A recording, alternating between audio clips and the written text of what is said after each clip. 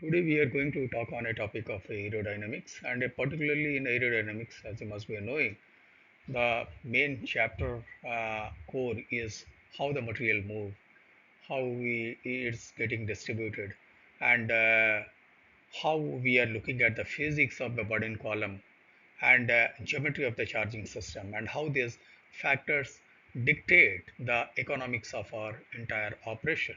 So our goal is to understand how burden distribution drives everything from the fuel rate to asset longevity. So as moving forward, as you can see, aerodynamics is basically is the engine of our profit. As you can see, burden and gas distribution is a core driver. When we get this right, we see a massive impact on our four key areas. And what are those areas? Let us look into. We achieve operating stability with consistent hot metal quality. Number one, we extend asset life. This is very, very important. Increasing wear life and refractory spans is also no less. We maximize the fuel efficiency by minimizing the coke and coal rates. And finally, we hit maximum productivity by optimizing throughput via controlled heat loss. So these all are basically a tangible and intangible benefits associated. Now, inside the furnace, we are managing a, a battleground of opposing flows. Like we have the descending solid and liquid body meeting the ascending high pressure gases.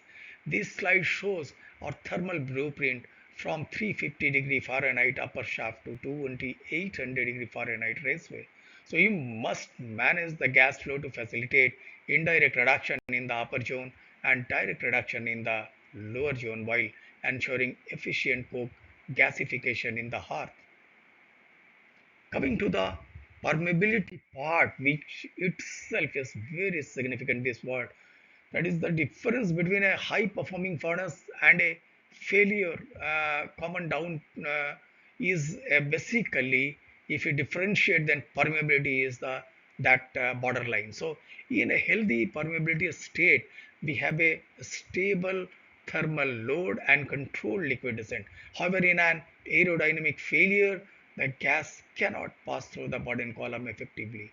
This leads to erratic slipping, increased blast pressure, tear failures, and rapid localized refractory wear that can lead to a breakout. So, the permeability is basically an engine. It's governing the packed bed in the blast furnace as it shows. So, to the manage permeability, we look at the equations shown.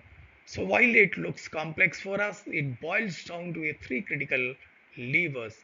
E, that is the void fraction, which is the space between the particle. D, there is the equivalent particle diameter, and X, the shape factor. So by controlling these physical property of our raw material, we can directly manipulate the pressure drop across the furnace site. And this is the main issue that is to be learned by each and every operator. So coming to the permeability matrix, so look at this data here which is shown in the slide. Furnace coke is our ultimate defense.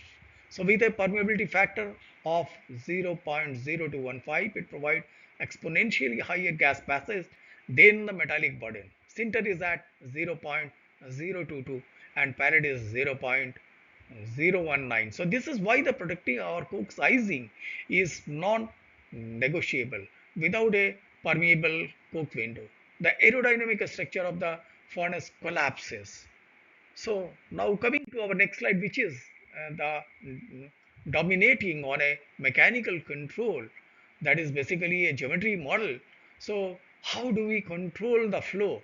We use dV by ds ratio, diameter of bell versus diameter of stock line. By adjusting the chute angle, the movable armor, we manipulate the trajectory of foreign material. Our ultimate goal is engineering the precise ore by coke ratio at the wall versus the center. This allows us to steer the upward gas flow to where it is most effective. So now coming to the our charging sequences, which is also one of the very important aspects. Our charging sequence dictate the gas flow pattern. A standard fill risks center gas starvation. A layer fill create a distinct permeability layer that push ore towards the center, increasing wall flow. However, using MTA fills allow us to dramatically decrease the wall flow and maintain a strong central flow, which is vital for protecting our refractories and maintaining a stable core. So, coming to our further geometry impact, that is a bell extension, a case study. So, this case study proves the theory by extending the bell from 15 feet to 16 feet, changing the dBds ratio from 0.69 to 0.74. We move the material impact point up to the wall. The result is the 2-year life jump from 73 to 186 days, and fuel efficiency improved significantly. A small geometric adjustment led to massive gain in the component survival and productivity. So, the coming to our architecture of excellence display. So, in conclusion, a world-class operation stand on three pillars: input quality, structural control, and process stability. So remember, the relentless preservation of macroscopic permeability is what ultimately dictates the lifespan and the profitability of our furnace.